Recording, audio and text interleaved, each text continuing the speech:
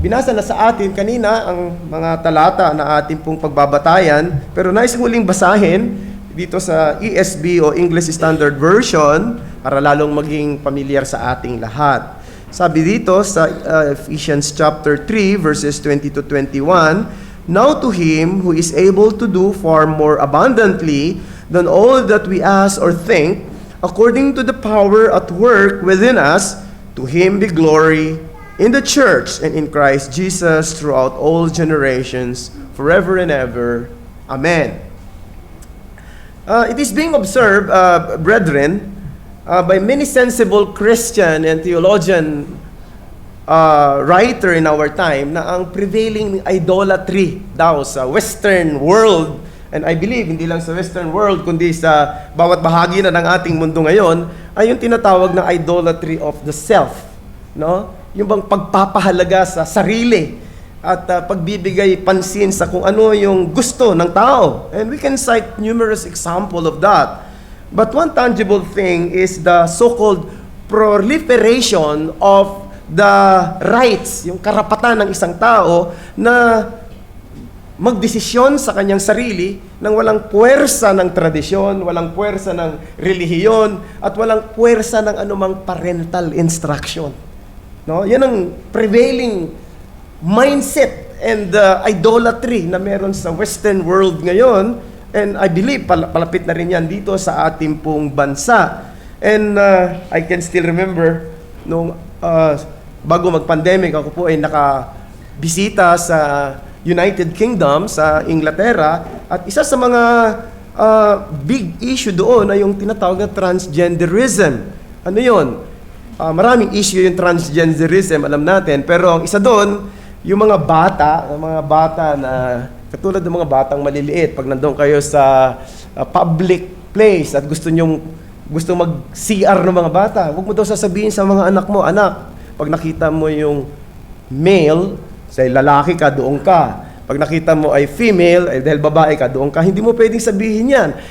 Hayaan mo ang mga anak mo magdesisyon sapagkat yun ay violation ng kanilang rights na mag-decide sa kanilang sarili. Imagine that kind of thing. And when I was there, naalala ko na isa sa mga pinag-uusapan noon sa kanilang parliament ay yung alisin na yung salitang ladies and gentlemen, no? Kasi daw ito ay very offensive doon sa mga may problema sa kanilang gender, no? So sad to say this is happening in many countries, especially sa Western countries today. But brethren, don't you know that even in our modern time, modern evangelicalism, naka-influence din ng nangyayari sa ating mundo, maging sa iglesia ngayon.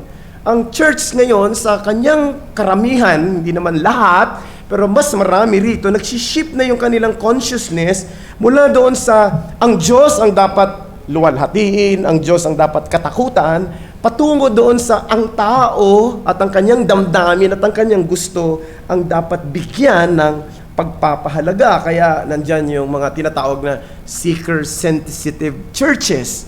Itong seeker-sensitive churches, ang kanilang main objective is to make everybody in the church should feel good. No? Dapat ang iglesia ay gumagawa ng mga programa, maging sa kanilang pagsamba, na ang bawat isa ay masaya.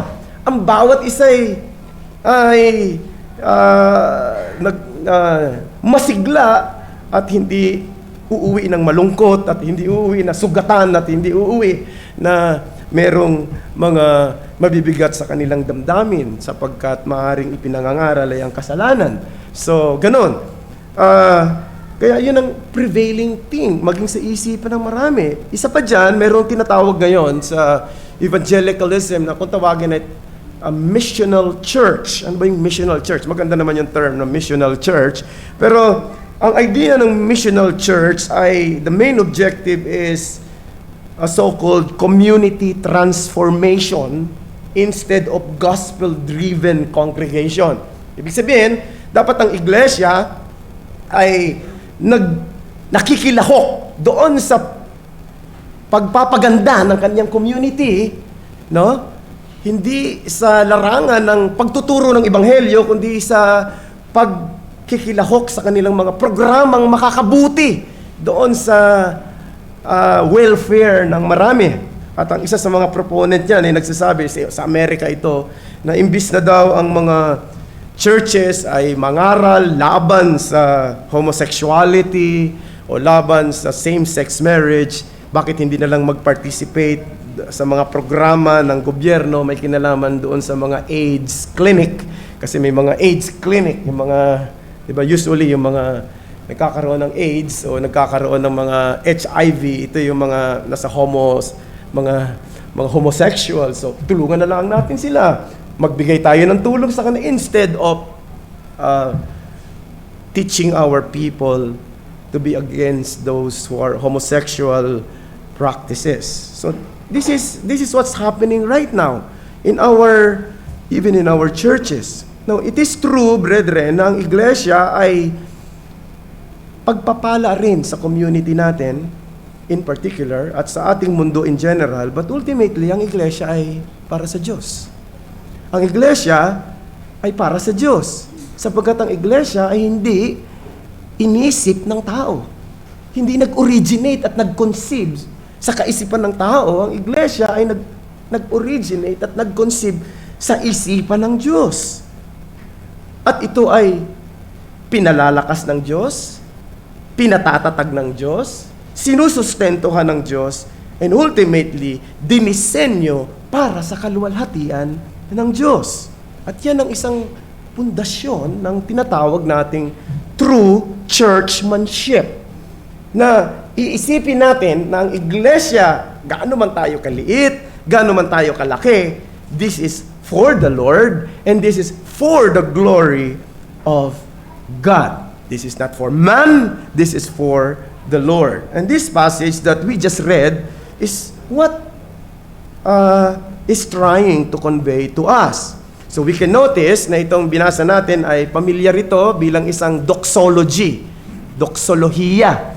So ano ba yung doxology? Doxology is simply a statement of praise to God and acknowledgement of the glory that is for God. Kaya nga, yung salitang doxology galing sa dalawang salita na doxa at saka logos. Doxa means glory, logos means study. The study about the glory of God. So yun ang ibig sabihin ng doxology.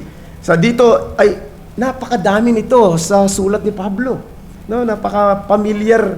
Kung magbabasa kayo ng mga sulat ni Pablo ay marami siyang doxology. Ito para ipakita lang sa atin, mga kapatid, kung gaano kahalaga yung pagpupuri sa Diyos. Kung gaano kahalaga yung kaluwalhatian ng Diyos. Si Pablo ay hindi lamang isang church planter, hindi lang siya isang missionary, hindi lamang siya isang preacher, hindi lang siya isang fundraiser for the poor people, kundi siya ay worshiper, sumbasamba sa Diyos at nagbibigay pahalaga sa kaluwalhatian ng Diyos. Now, ano ang koneksyon nitong binasa natin doon sa mga naunang sinabi ni Pablo? Na maraming paliwanag ang mga commentators what is the connection of this doxology to the other parts of his letter in the book of Ephesians. But I think in verses 1 to 13, Paul was discussing on the mystery of the church. Meron dong hiwaga ang iglesia. At ang hiwaga na ito ay ang mga Hudyo at ang mga Hentil, ngayon ay tinawag sila bilang isang bayan ng Diyos. Dati ang bayan ng Diyos ay ang Israel lamang. Sila ang mga pinili at kinatipan ng Diyos. No? Kaya dahil doon mayroong pagmamalaki sa kanilang puso imbes na pagpapakababa, no? Dapat kapag naisip mo na ikaw ay pinili ng Diyos at hinirang ng Diyos, dapat ay ang puso mo'y mapuno ng kapakumbabaan, pero ang naging epekto doon sa mga maaaring hindi mga totoong mananampalatayang Israelita, ang naging dating sa kanila ay naging mayabang sila, naging mataas ang tingin nila sa kanilang sarili, no? Pero pagdating sa bagong tipanan, ang ginawa dito ay pinakita na ngayon tumawag ang Diyos ng mga Hentil at higit na mas marami sila at sila'y idinugtong o isinama sa mga totoong Israelita na mananampalataya at sila'y naging isang bayan ng Diyos. Ang bayan ng Diyos ay hindi na ang Israel, hindi na ang mga Hudyo, hindi na ang isang lugar na kung saan ay matatagpuan sa Palestina, kundi ang bayan ng Diyos ay malawak na. Ito ay matatagpuan sa iba't ibang bahagi ng mundo, ang mga Hudyo at ang mga Hentil na nanampalataya kay Kristo. Nagtiwala na si Kristo lamang ang kanilang tagapagligtas at ang kanilang Panginoon. Ang dalawang ito na dati ay hindi magkasundo, ngayon pinagkaisa ng Diyos sa pamamagitan ng krus ni Kristo at ginawa silang isang katawan. Ang tawag doon ay Iglesia, the church. So this is the mystery that once hidden but now revealed, and thus Paul highlighted here in his doxology the exceeding power of God that made him worthy of glory from us. Okay, so this is the message that I want to bring to you this morning. Ang mensahe po ay ito: the church is designed to declare the eternal glory of God in Christ Jesus.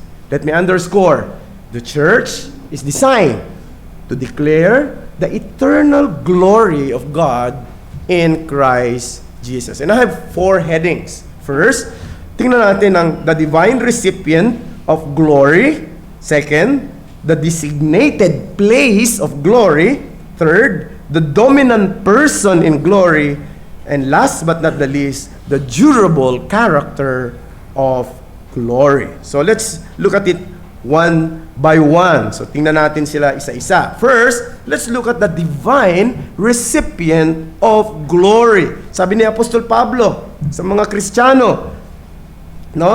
Ang Diyos daw, no, ay dapat purihin. Bakit? Sa kanyang unlimited ability.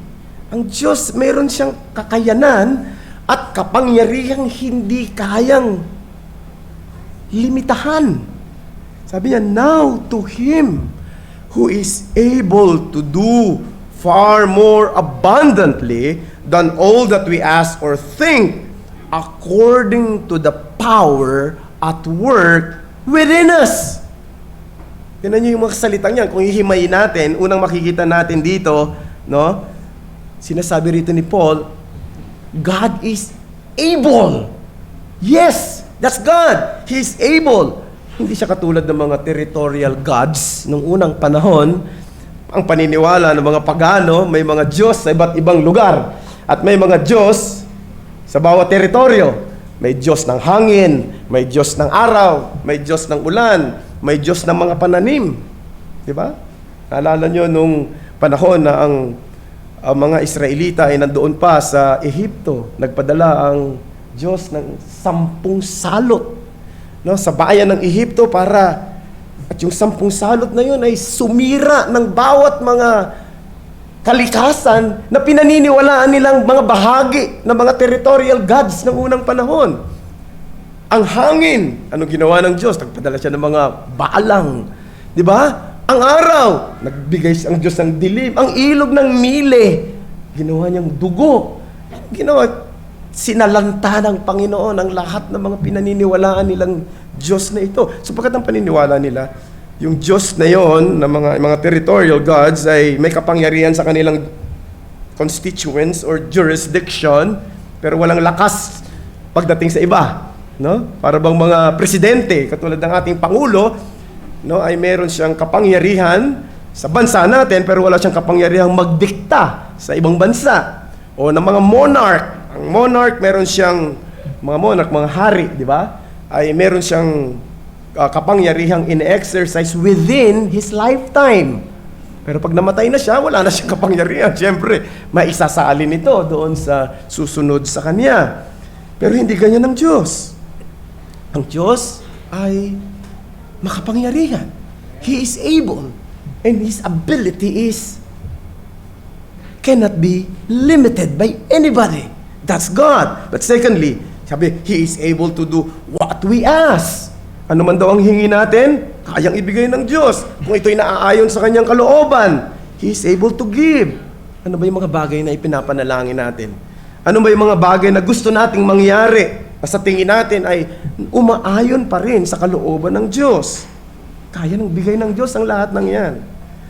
God can do things within His own will and within the bound of His will. And He is able to do it. And not only that, thirdly, He's able to do what we ask or even think. Isipin nyo, He's able to do what we ask or even think. Things that we wouldn't even dare to pray in public. He's able to do it. Diba may mga bagay na sayang mong sabihin sa publiko, no? Pero deep within your heart, alam mo, yun ang gusto mo mangyari. May mga struggle ka sa loob ng puso mo na hindi mo masabi. God is able to answer that prayer. God is able to do the things that you never even dare to think. And then He's able to do far more abundantly. Ito yung ginamit na salita. Than all that we ask or think. He's saying, He can do more than what we ask or far beyond what we think. And my friends, this is very much important para sa mga Kristiyano na dapat nating malaman. Because sometimes, lumalapit tayo sa Diyos at feeling natin, hopeless na yung case natin. Di ba? Maring we're grieving deep in our hearts about some matter. Maring ito ay patungkol sa isang anak na naligaw ng landas, o maring ito ay sa deep wound sa puso mo na parang hindi gumaling-galing dahil sa sugat na dulot ng betrayal ng isang kaibigan, no? Or ng isang mahal sa buhay. Or maybe it is failure on your part. Or maybe a sin that you cannot conquer. Or sometimes you feel futile when you go to God in prayer. Remember that God is powerful. God is powerful. And sometimes, tayo mga Reformed Christians, parang ang feeling natin, hindi tayo nagbibigay pansin lagi doon sa bagay na yon. We only think of God's sovereignty, no? Parang mga charismatic lang mahilig magbigay ng pansin doon sa salitang, God is powerful. No! God is powerful. No? God can do things that we cannot imagine, that He can do it. Because God is powerful. Imagine kung anong kapangyarihan ng Diyos. Diba? Ang Diyos, siyang lumikha ng langit at ang lupa. Siyang naglagay sa kanilang mga lugar ng mga bituin at ng mga planeta. At ngayon, sa science, mas marami na tayong alam patungkol sa mga bituin na sobra palang lalaki. Isipin nyo na, merong solar system. Pagkatapos, sa solar system na yan, yung solar system ay bahagi lang ng Milky Way. Yung Milky Way, maraming solar system sa loob ng Milky Way. Di ba? Isa lang ang Milky Way ay isa lang sa mga Milky Way, pwede nating sabihin, within the galaxy. Napakalaki na yung lahat ng ito at hindi na kayang abutin pa ng ating pag-iisip. Pero ang Diyos ang naglagay sa kanilang mga lugar. God determines the boundaries for land and sea. Think of God's power to make a virgin conceive a son. Si Mary, a virgin. Think of that. God has power to do that. It is the power by which the second person of the triune Godhead took on our flesh. That's an expression of God's power. It is the power of God which allowed Him to endure the pain and agony on the cross. Ang Diyos din ang siyang bumuhay kay Kristo pagkatapos ng 3 araw. Ito'y kapangyarihan ng Diyos. Kapangyarihan din ng Diyos ang nagbigay ng paningin sa mga bulag, ng kakayanang maglakad sa mga pilay, linisin ang mga may ketong, makadinig ang mga bingi, mabuhay ang mga patay, at maipangaral ang mabuting balita maging sa mga dukha. Kapangyarihan din ng Diyos ang siyang naging dahilan kung bakit tayo na ipanganak na muli. Isipin niyo yan. Bakit mo naiintindihan ng mga bagay na hindi naiintindihan ng marami? Dahil ba mas matalino ka sa kanila? Ha? Dahil ba mas paham ang utak mo kaysa sa kanila? Hindi. Isipin natin yon, di ba? Bakit hindi naiintindihan yung mga bagay na yan? I can still remember na yung nabasa ko kay Dr. Martin Lloyd Jones sa kanyang kwento na patungkol sa dalawang magkaibigan. No? James Pitt, yata yung isa, naging Prime Minister ng England. Batang-bata. At yung isa naman ay si Wilberforce. Magkaibigan sila. Pareho sila nang galing sa prestigious school, Oxford University. Nakinig sila sa pangangaral ng isang pastor. Sabi nung isang napakatalino, ano bang sinasabi ng taong yan? What does this man saying? Samantalang si William Wilberforce, nag-i-enjoy siya doon sa pinangangaral. What's the difference? The difference is not on their intellect, on the ability to comprehend. The difference is that the Holy Spirit worked in the hearts of William Wilberforce to understand the truth na ipinangangaral sa pulpito. That's power of God. Na minsan hindi natin lang nararamdaman yan, pero yan ang katotohanan. Kung bakit may mga naintindihan kayo at naunawaan kayo na hanggang ngayon hindi naiintindihan ng mga mahal nyo sa buhay na hindi pa mananampalataya hanggang ngayon, na mas matalino pa nga kaysa sa inyo kung tutuusin pagdating sa academic. Di ba? Right? That's the point. So, it is the power of God. It is the power that plants new life in the heart of stone. And at the end of the day, it is the power of God will usher us in the new heavens and new earth. And then not only that, sabi rito, fifthly, this power of God is already working within us. Diba? Diba? Basahin natin ulit sinabi ni Paul. Now to him who is able to do far more abundantly than all that we ask or think according to the power at work within us. Now, di ba kayo na-amaze dun sa sinabi ni Paul na yon? Anong ibig mong sabihin, Pablo? God's power is working within me. As I look at myself, I'm struggling with my sins. Even at this time, I'm not as loving to the flock as I ought to be. I'm not as loving brother and sister to my fellow members in the church. We're not as caring for one another as we ought to be. How come God is working within me? How come God is working with the church? The church is a mess. Experience that? I've been a pastor for many years.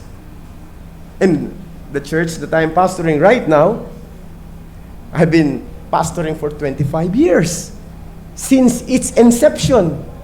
Ako na yung naging pastor.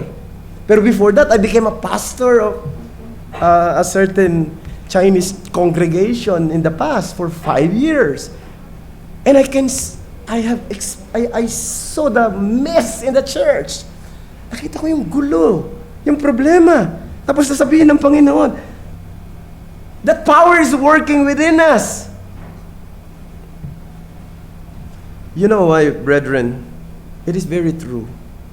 Because the problem is we often don't avail this power that already working in us. We want to do things on our own. We desire things according to what we think is right. We don't give way to God's power to change us. We don't ask God to truly change us to be like Him. Is that your prayer every day? When you wake up in the morning, Lord, change me. Change me. Transform me. I want to be like you. Diba? Magiging panalangin niyo ba yan? Or sa tingin niyo, well, kaya ko naman siguro. Ngayong araw na ito, mabuhay on my own. No? Gusto nating makita ang maraming bagay ayon sa plano natin, ayon sa gusto natin, ayon sa framework na sinet natin sa ating isipan. And sometimes we experience mess in our lives and even in our church. Brethren, this is a reminder for us that we have to avail the power of God. Let's go to the second heading. The designated place of glory. Verse 21a. To Him be glory. Sunod yung salita. In the church. You see that? Sa Kanya ang kalwalatian sa iglesia. Now, it is unthinkable, brethren.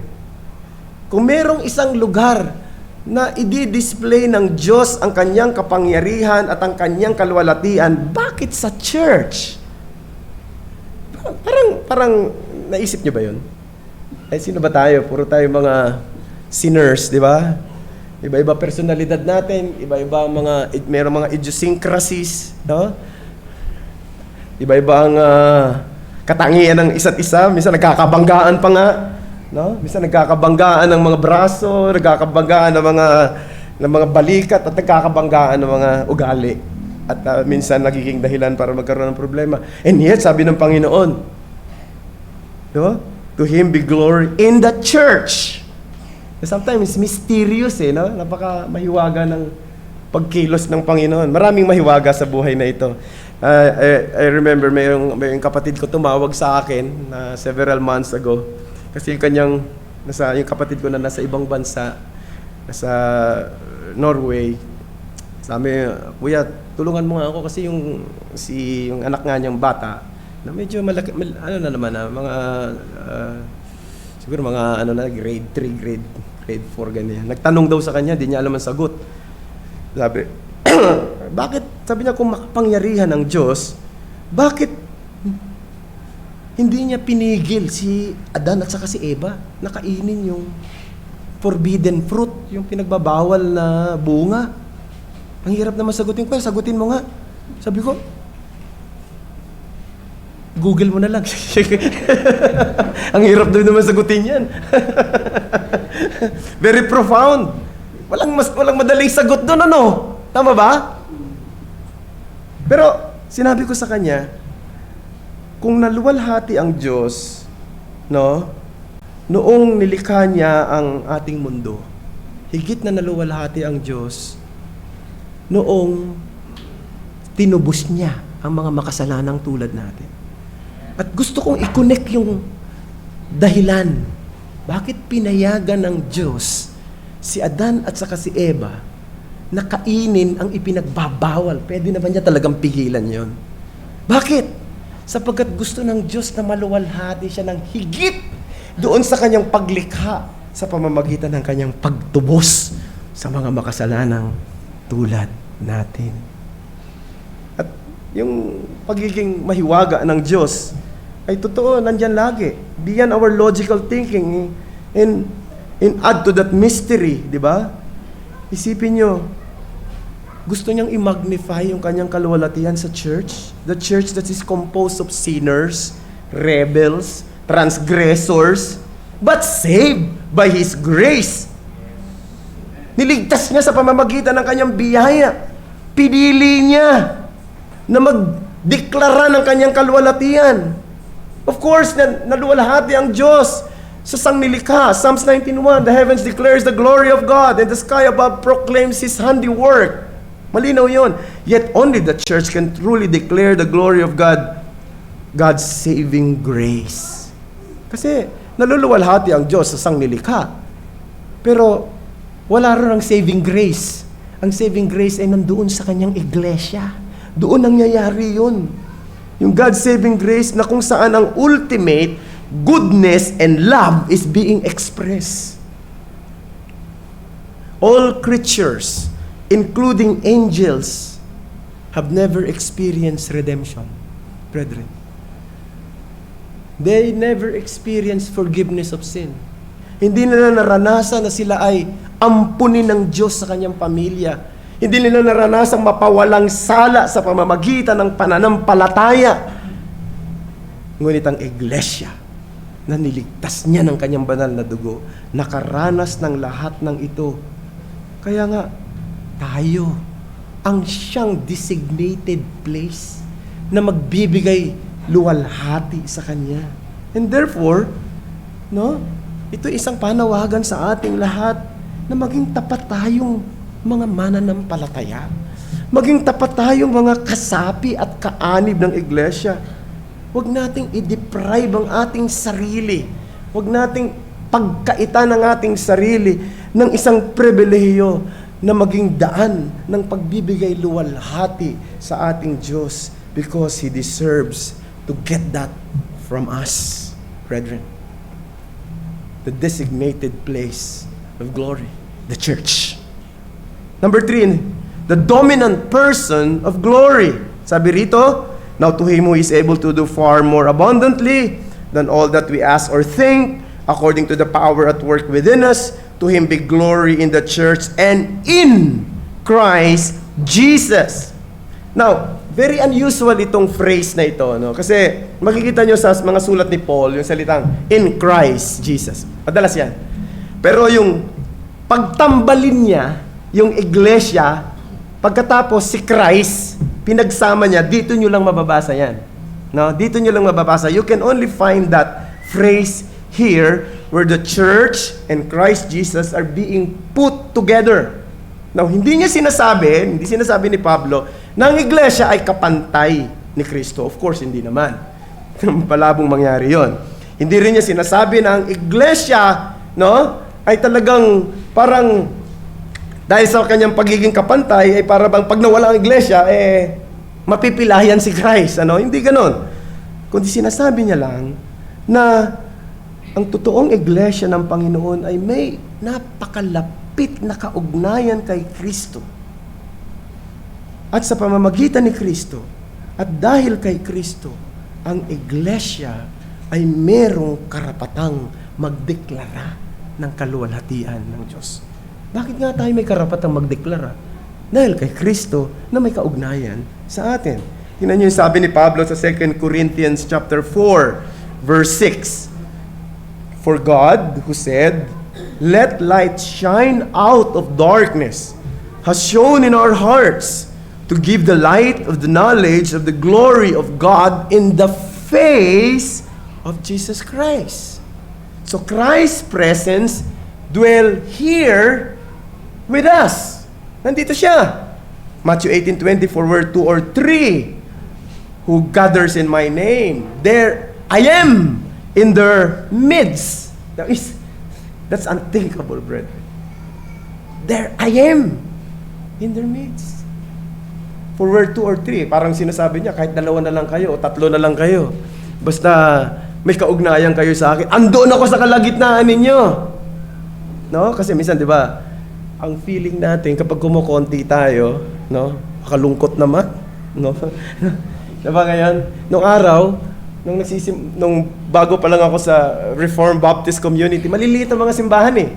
Maliliit, no? Kala ko mga Bible study lang eh. No, kasi sa kinanggalingan kong church, pagka hindi umaabot ng 20 ang umaten, ang tawag dyan ay Bible study. Hindi yan church, no? Sabi mo, nakapag-preach ako 15, 10, no? Parang malungkot naman pala dito sa Reformed Baptist, ano, no? Pero nung ma-realize ko, hindi pala yun hindi sa bilang, no? Kundi sa kung nandoon yung presensya ng Diyos sa kasama ninyo. Maaring ang dami-dami nga ninyo, no? Masaya naman talaga ang marami, no? Merong impact talaga sa emotion yan, pero wala naman ang Panginoong Jesucristo sa kalagitnaan ninyo. Miserable rin ang buhay, di ba? Ng isang iglesyang yan. Revelation chapter 1, verses 12 to 16. I turned around to see the voice that was speaking to me. And when I turned, I saw 7 golden lampstands. And among the lampstands was someone like a son of man, dressed in a robe, reaching down to his feet, with a golden sash around his chest. The hair on his head was white like a wool, as white as snow, and his eyes were like a blazing fire. His feet were like a bronze glowing in a furnace, and his voice was like the sound of a rushing waters. In his right hand he kept 7 stars, and coming out of his mouth was a sharp, double-edged sword. His face was like the sun, shining in all its brilliance. Ang nakita doon ni Juan sa kanyang pangitain, mayroon daw 7 kandelaryang ginto. At yung 7 kandelaryang ginto ay kumakatawan sa 7 iglesia sa Asia. At doon sa 7 iglesia sa Asia, meron daw nasa kalagitnaan nila na tulad ng isang anak ng taong nakadamit ng puti. At ang kanyang mga mata ay nagliliyab. At ang kanyang ulo ay tulad daw sa ang kanyang ulo ay merong puting buhok na tulad ng niebe. Of course, alam na natin kung sino siya. Siya si Jesus Christ. Ibig sabihin, mga kapatid, Christ is here in our worship. Christ is here when we praise Him. And in our vital gospel life, and even in loving one another, Christ is here within us. Christ is here with us. And that's the blessing of a church. No? Despite of different personalities, despite of different, may mga idiosyncrasies, Christ is here with us. And that's something that, kumbaga sa balanse,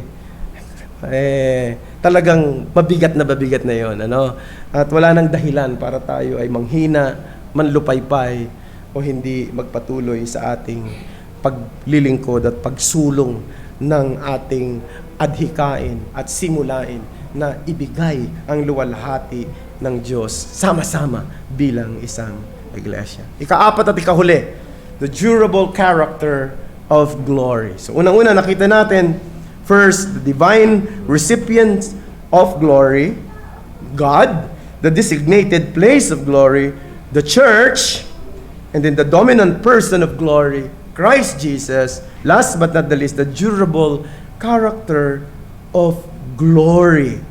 Ano sinabi rito sa bandang huli? To Him be glory in the church, in Christ Jesus, throughout all generations, forever and ever. Amen. Ang kalwalhatian ng Diyos na tinanggap ng iglesia sa pamamagitan ng kanyang anak na si Jesus ay hindi isang kalwalhatiang panandalian lamang o lumilipas. Sinasabi niya rito, throughout all ages, without end. Now, the phrase literally mean unto all the generation of the age of ages. Sa lahat ng henerasyon of the age of ages. Hindi ko na alam ang tatagalogin yun. Alam ko naman naintindihan niyo yan. So, He's reminding us na God's heavenly eternal praise. He's reminding us that when we gather together during Lord's Day, brethren, yung mga saints sa heaven, they are not joining us in our worship. We are joining them. They are now in the status of worshiping God forever and ever. Right? Patungo dun sa bagong langit at bagong lupa. And when we gather together as a church, here on earth, we are joining with them. As if, para tayong alam mo yung mga outpost, di ba? Yung mga, bawat lugar dito sa ating bansa, may mga police station. Outpost lang yan ng karami. Di ba?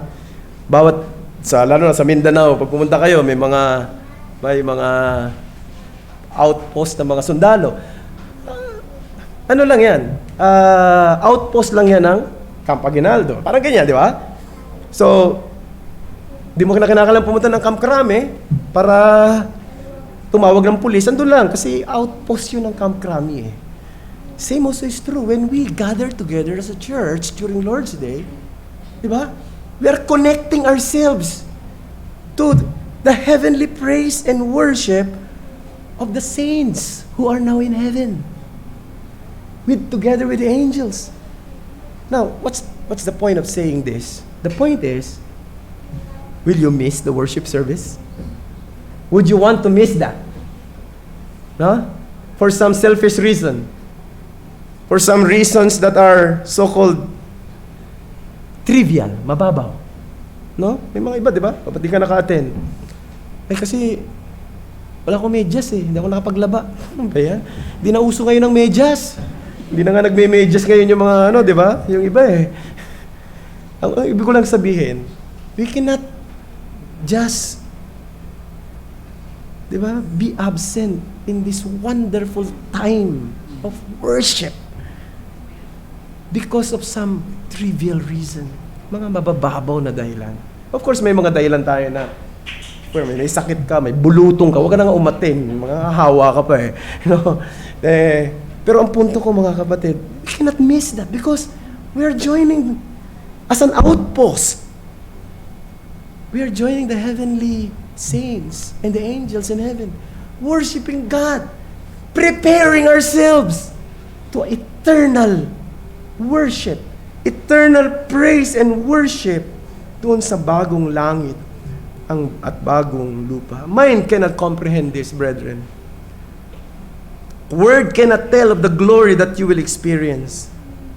But your praise to God now is an anticipations of that wonderful time together that we will be worshiping with Him forever and ever in the new heavens and new earth.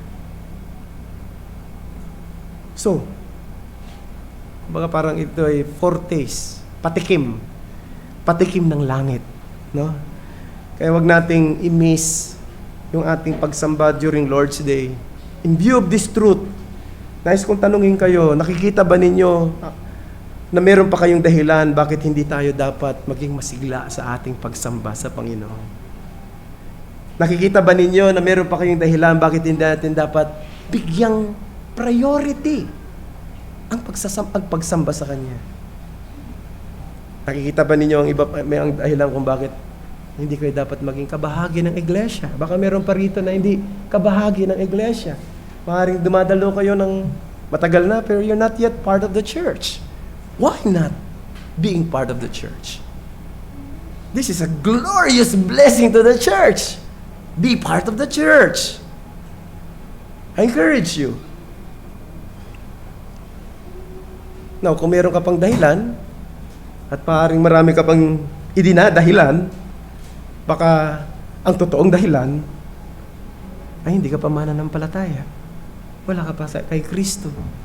Sapagkat ang totoo na kay Kristo Jesus at may pananampalataya kay Kristo ay magiging natural para sa Kanya ang hangarin at isipin na ibigay ang luwalhating nararapat para sa Kanya. Matapos mong isiping ikaw ay minahal kahit na hindi ka karapat-dapat. Tubusin sa iyong kasalanan. Pagkalooban ng kaloob ng pananampalataya at pagsisisi. Abutin sa iyong kalalagayan. Buhayin. No? Bilang isang taong patay sa larangang espiritual, ay binigyan ka ng buhay. Kung naiintindihan mo ang mga dakila at matatayog na katotohanan ito, wala ka ng dahilan para hindi maging masigla na maging kabahagi ng iglesia at sumamba ng may kagalakan at may kasiglahan para sa Kanya.